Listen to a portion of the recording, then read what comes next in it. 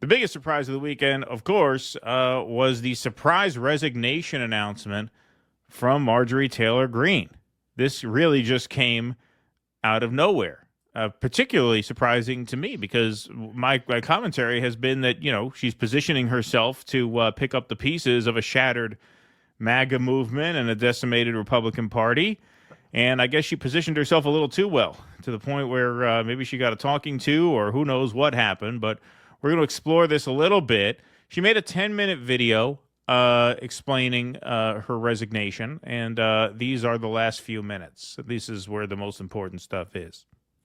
Goal and desire has ever been to My only goal and desire has ever been to hold the Republican Party accountable for the promises it makes to the American people and put America first. And I have fought against Democrats' damaging policies like the Green New Deal, wide open, deadly, unsafe border policies, and the trans agenda on children and against women. With that has brought years of nonstop, never-ending personal attacks, death threats, lawfare, ridiculous slander and lies about me that most people could never withstand even for a single day. It has been unfair and wrong, not only to me, but especially to my family, but it's been wrong to my district as well. I have too much self-respect and dignity. I love my family way too much.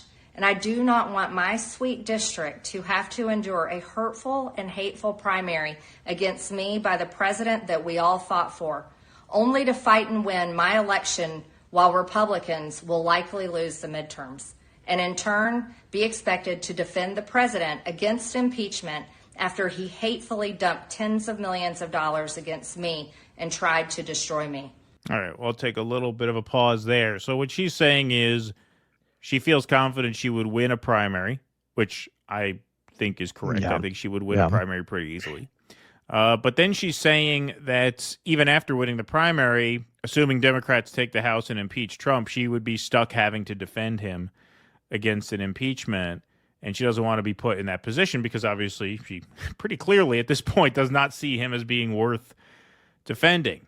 I think her miscalculation here is that her opinion will be the minority opinion within the Republican Party a year and a half from now. I don't think that is the case at all. I think Trump's brand is plummeting so fast that by the time we're past midterms next year, if and when he is impeached, I do think they are going to have possibly enough for a removal. And I know that sounds crazy now. Donald Trump's polling at negative 43 points among independents. Negative 43. Polling at minus 10 with independents is bad. Minus 20 is catastrophic. Minus 43 is almost unheard of. So right there, you're looking at a Senate majority probably in the 53 range, I would say. It's doable. They just closed a Nebraska plant. They just closed a meat plant in Nebraska because the Tyson lost $600 million. There's a Senate seat up for grabs there. You don't think that's winnable now? It absolutely is. So I think she's selling herself short a little bit here, assuming, there were no threats made against her. I don't think that's the reason. Which I think that, that could be the reason. I don't think, But I don't think that her position a year and a half from now is going to be a minority position within the GOP. I really don't. I think more Republicans are going to be on her side than Trump's by the time midterms come around. Do you have anything to add? Should we play the rest? No, go ahead. All right. It's all so absurd and completely unserious. I refuse to be a battered wife, hoping it all goes away and gets better. If I am cast aside by the president and the MAGA political machine and replaced by neocons, big pharma, big tech, military-industrial war complex, foreign leaders, and the elite donor class that can never, ever relate to real Americans, then many common Americans have been cast aside and replaced as well. There is no plan to save the world or a 4D chess game being played. There is no plan to save the world or a 4D chess game being played. When common American people realize and understand that the political industrial complex of both parties is ripping this country apart, that not one elected leader like me is able to stop Washington's machine from gradually destroying our country, and instead the reality is that they, common Americans, the people, possess the real power over Washington, then I'll be here by their side to rebuild it. Until then, I'm going back to the people that I love, to live my life to the fullest as I always have, and I look forward to a new path ahead. I'll be resigning from office with my last day being January 5th, 2026. Just after my pension kicks in. And I look forward to seeing many of you again sometime in the future. May God bless you all, and may God bless America. There you go. And for those of you who have called me a pagan for having this tree in my living room, go fuck yourself. Yeah. Take your America hating somewhere else. Jesus hates you. Jesus hates you, not me. That's right. So President Trump responds to MTG's resignation. So he put out a Truth Social. Marjorie Trader Brown, he's back on the Brown thing, boy. because of plummeting poll numbers and not wanting that didn't workshop well. Yeah, no, it didn't test well. I don't know why he's going back to it. Marjorie Trader Brown, because of plummeting poll numbers and not wanting to face a primary challenger with a strong Trump endorsement, where she would have no chance of winning, has decided to call it quits, quote unquote. Her relationship with the worst Republican congressman in decades, Tom Massey of Kentucky, also known as Rand Paul Jr. because he votes against the Republican Party and really good legislation, did not help her. For some reason, primarily that I refused to return her never-ending barrage of phone calls, Marjorie went bad. Nevertheless, I will always appreciate Marjorie and thank her for her service to our country. President DJT. Here he is in full Zoran garb now, as we will see later in the show. Here he is answering questions about her resignation. Congresswoman Taylor Greene, forgive for what? No, I just disagreed with her philosophy. I disagree with her philosophy. I'm more of a democratic socialist now. That's the thing. I had a talk with my new friend, Zoran, and I opened my eyes to a lot. The democratic socialism. It's not the full-blown socialism. It's actually kind of nice. It's kind of nice. So, I don't agree with her, philosophically. I'm more of a democratic socialist now. I always assumed that when the planet is destroyed, the seat of my loins would be in the bunker. But he pointed out to me, what if Tiffany is partying on an island and she can't get to the bunker? Yeah, that's true. So, even I have an interest in preserving the planet. I never realized that. Yeah. Perhaps the worst Republican congressman in our history is just, stupid person named Massey. And I said, go your own way. And once I left her, she resigned because she would never have survived a primary. But I think she's a nice person. Good luck. So Candace Owens says communications from Trump admin be like, Marjorie Taylor Greene is a traitor for demanding a convicted child rapist have his files released. But we are standing by Mike Huckabee, who met with a literal treasonous Israeli spy, Jonathan Pollard. Yeah, that's a story that's too old for us to really do today. That broke on, I think, the Thursday night of our Thursday show. But yeah, Mike Huckabee is welcoming a convicted spy, like a traitor to America, to the U.S. Embassy in Israel. But Marjorie Taylor Greene gets forced out. By who? By the likes of this. One anti-Semite down, one to go, says Randy Fine. And in case there's any mystery, here's Representative Tim Burchett, a Republican, saying that the feud between Trump and Marjorie Taylor Greene is really about one thing, Israel. Burchett, what do you think about this breakup? What's going on here? You see that a lot in politics. You also see people kiss and make up. I don't know that those two will ever.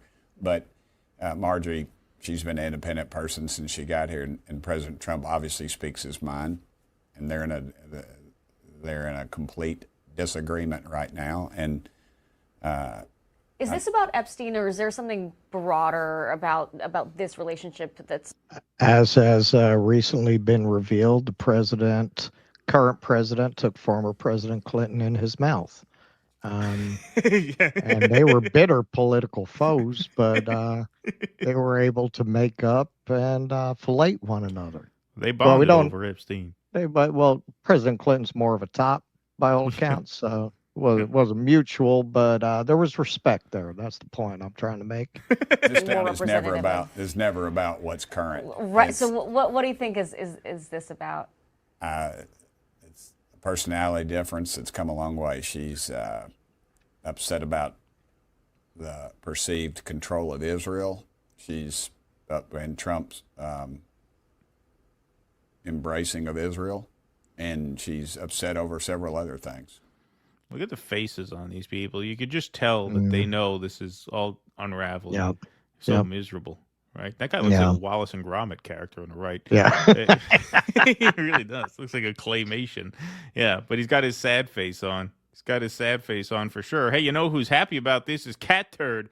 We did it. She's going to take the $25 million and run. Good riddance. Here is spinster in waiting, Laura Loomer. Loomer Waiting. referred to Marjorie Taylor Greene. Well, she's still young to be a spinster. I'm saying. Is she? How old is she? I don't know. She's fairly young. With that fucking cat people plastic surgery, I'm assuming she's 50. Oh no. She's like a millennial. Yeah, no, she's young. Is she? Yeah. She's Why young. do they do this to their faces? Oh my God. She looks like such a freak. Like if you just looking at that, you would assume she's of an age where she thinks that looks better than what she would really look like. No, she's young. She still has time. She still has a biological clock. So as they say. Wow. As they say. But that's why I say in waiting. Anyway, Alex Jones is really upset about this. He tells her, "You need to get right with God." Yeah, Alex Jones, not big on this decision here. Here he is. He's going to pray over whether or not to continue to support Trump. This just in from fact checker Tusker, 32. Yeah, I knew she was young. I didn't know exactly how old she was. 32? Why Yeah. would you do that to your face? Yeah. Yeah, no, I knew she was a fairly young person, yeah. Wow. Thank you, Tusker. Thanks for that instant fact check. Here is Alex Jones saying he's going to go to God and ask God whether he should continue to support Trump because he is very upset about this latest development. Really costing me a lot of money here. This is like, you never split sixes. You never split sixes. And that's what you're doing here. That's what MAGA's doing here. They got 2 sixes and they're splitting. Say it point blank. I'm not a bandwagon person. I don't pile on when other people are doing something. But I know MTG well. She's a woman of incredible integrity, brought up poor, self-made, very successful construction company, a woman of great integrity. She announced last night that she is resigning. I predicted on the Tuesday broadcast, she didn't tell me this, but I talked to her at length, and it sounded to me like she was thrown in the towel just because she can't be part of something that's, quote, a lesser of two evils. She said Trump likes to suck cock. He could suck mine. I'm out of here. And she's very popular in her district, wins by some of the widest margins of anyone in Congress. And we'll play her statement here in a moment. But that ties into all of this. But I'm not saying this because of what she just did. I'm going to have to reflect on this. And I'm going to have to pray about it, and I'm going to take a few weeks on it. I think is the most important thing to do. But I'm going to have to check the analytics. Pray over it. I'm going to have to run the numbers. Go to church, get with God, and see what would cost me less money. And I have to ask Elon what I'm supposed to think about this. Yeah, gonna have to see figure what out Elon how says. to make that make some kind of sense. Yeah. I'm not a person that is normally conflicted. I have a lot of knowledge, a lot of depth, a lot of sources, a lot of context. And when I do get conflicted, that is true. I'll give you that. You're not a very subtle person. You're not usually conflicted. You usually pick an angle and go with it on something. I just have to go to God with it and pray about it a lot. And then go to that place that King David talked about, the quiet place, the Most High. And then I'm going to make my decision. And if God tells me tonight, I'll make my decision. But I am seriously inches away from not supporting Trump anymore. Do it. Wow. Do it, Alex. Because I am not going to watch him commit political suicide. There you go. Inches away from not supporting Trump anymore. It's all coming undone. Hey, it's not every day that Alex Jones and Medea Benjamin echo each other's sentiments, but here's Medea Benjamin of Code Pink talking about what terrible news it is that Marjorie Taylor Greene is calling it quits. Terrible news that Marjorie Taylor Greene is going to resign from Congress. And why do I say terrible news? Because she has been the most important anti-war voice in the Republican Congress. And she's better than over 90% of the Democrats in Congress. She has been against all war, the war in Ukraine, Israel's war in Gaza, the war now potential. I think she's just about better on the war issue. She's probably better than every Democrat in Congress. I don't think there's any Democrats in Congress who talk shit about Ukraine. None. Nope. Zero. No. And none talk about Syria. None mention, hey, what's this Al Qaeda guy? I haven't heard anybody talk about that.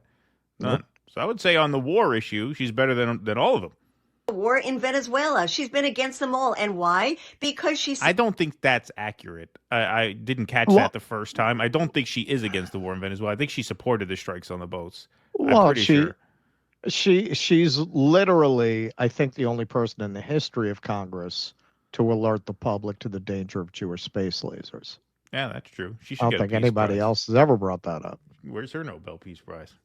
Well, I think they probably showed her some pictures of that laser getting directed at her house. Yeah, maybe. Maybe they aimed the space laser at her. Yeah. Ukraine, Israel's war in Gaza, the war now, potential war in Venezuela. She's been against them all. And why? Because she says she cares about domestic issues. She wants people to have affordable housing. She wants them to have health care, which is why she defied her party. She just goes full edge. She wants men out of women's sports. Yeah. She doesn't vote that way. Yeah. Doesn't vote that way, Medea. Come on, man.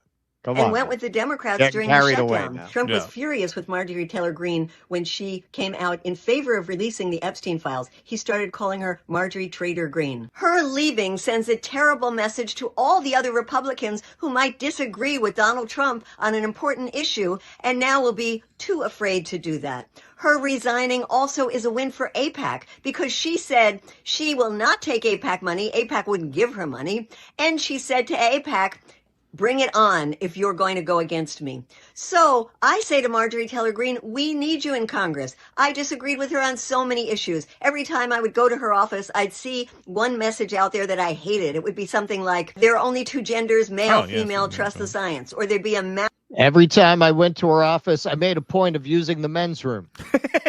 Yeah, just a troller. Map of the Gulf of Mexico saying it's not the Gulf of Mexico, it's the Gulf of America. So many issues. But she also always had a sign on her door that said, if you're here to represent a foreign government, you are not welcome here. She was truly America first. And so no matter what issues we disagree with her on, let's remember two things. One, recently she was on the TV show The View, and she said she apologizes for being involved in all of the divisive issues and for saying terrible things about other members of Congress. She evolved. She apologized. Isn't that what we want members of Congress to do? And the other thing is we have to reward members of Congress who move on important issues like genocide, important issues like anti-war. So I just called her office and I left a message saying, Marjorie Taylor Greene, please reconsider. Don't resign. We need your anti-war voice in Congress. And you can do the same. She's like, you're the bitch who pees all over the floor in my men's room.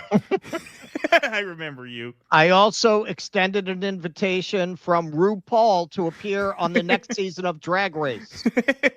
Yeah. You can call her at 202-225-5211, press 2, and tell her, please do not resign. Stay. Let's fight it out together. Let's end war.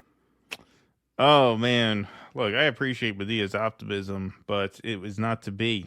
It is not to be. The patriotic blonde says it. Within a week, Marjorie Taylor Greene announced that she had been threatened and forced to hire full-time private security after seeking to expose pedos within our government, and then announced that she is resigning. You do the math. Yeah, I think she's a lot closer to the truth. Obviously, we don't know that for sure, but I think she got spooked. I think she got spooked because she was playing her cards very, very correctly, in my opinion, to set herself up for a political career. Now, she could still pursue one. There's talk about her possibly running for governor. That would be a logical next step. But I think within the Republican caucus, she was positioned pretty well to say, I told you so, after the midterms next year when Trump is really a pariah party-wide. But this also really says it all. Evan Kilgore says, this is MAGA now. If this is MAGA now, pardon me, then I want nothing to do with it. I'm out. And you see the new faces of MAGA. He's absolutely right. That's what MAGA has turned into. You don't see the Tucker Carlsons in that chart. You don't see the Candace Owens in that chart. You know, you don't see a freak show.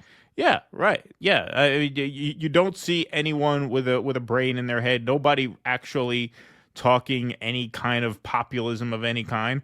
It's just a bunch of Israel first neocons and just grifting stooges. That's all I see in that picture, and that's all that's left. That's all who's left. That is a perfect representation of the MAGA movement right now, which is why it's so much smaller than it was at the beginning of this year. And Marjorie Taylor Greene is a devastating loss for what remains of this MAGA movement. There's no question about it.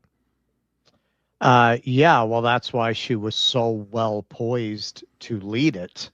Literally, like she really could have become the leader of that party and the larger part of it. Absolutely. But yeah, look, you know, that's a big thing to decide. You know, she's not the president where she gets Secret Service. She has to hire her own private security to protect her. You want to live like that for years, forever? How long do you want to live like that? You know, the Israelis, they kill people, man. There's no question about it. You got a family. That's tough. That's tough. It's like you're dealing with Scientologists with $1 trillion and territory. Yeah, and total impunity, right? Who could just do whatever they want and get away with it. Yeah, I think she was frightened, and I think whether there were like credible threats against her or not, you know, when you make those kind of enemies, and now you don't have the president to hide behind, the president is now making that situation worse for you. Yeah, it's a lonely and vulnerable place out there, and I think that has everything to do with her choice here. Now, she could pursue some sort of statewide, you know, office. Like I said, people are talking about her running for president and AOC running for president, and yeah, we joked that would be marquee television or, you know, banner must-see TV. I honestly don't think either. I mean, that happens. I'm going right down to the Lambo dealer. Yeah, right, exactly. Yeah. I honestly think both she and AOC would struggle as like national candidates. But she could win a governor's race, I think. So maybe that's in her future. Maybe she'll lay low for a while. Who knows? But you know, her exiting really just tells you what the state of MAGA is. I mean, it's crumbling. I think it's crumbling. My take, she's just going to walk away, man.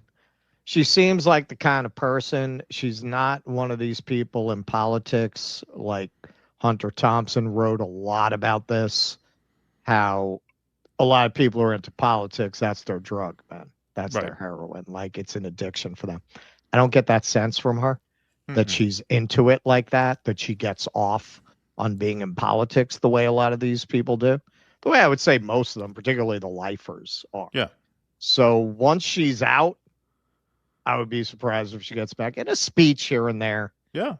You know, well, she has a construction company. Yeah. She's got a construction business. She'll be the next Trump. She'll be the Trump of Georgia. Yeah, exactly. Start a real estate empire. Well, no, I mean, it's funny that you say that because she actually has said in the past how, like, she doesn't necessarily want this to be a lifelong career in Congress. And, you know, one thing that jogs the memory, obviously, I'm sure a lot of people are thinking, remember when AOC said the same thing. AOC said you have to go in not being afraid to be a one-term congressperson, right? That's how you're going to impact change, to go out there with the attitude that, you know what, if I ruffle too many feathers and I get driven out, so be it, because I'm going to give it everything I got. Well, that's what Marjorie Taylor Greene did. She went in and she ruffled too many feathers to the point where she felt she had to leave, right? Because she just threw down for something that she thought really mattered, which, you know, was the Epstein files and Israel. I think those are broadly speaking the same issue. War generally. War generally, but they forced her out over Epstein and Israel. I mean, those were the things that really got her on the bad side of Trump and the MAGA loyalists. She did what AOC said she was going to do, but never did, which is throw down on one issue that's really important. And if you get forced out, you get forced out. She got forced out. And that's why she lives in AOC's head rent free. Exactly. Please clap.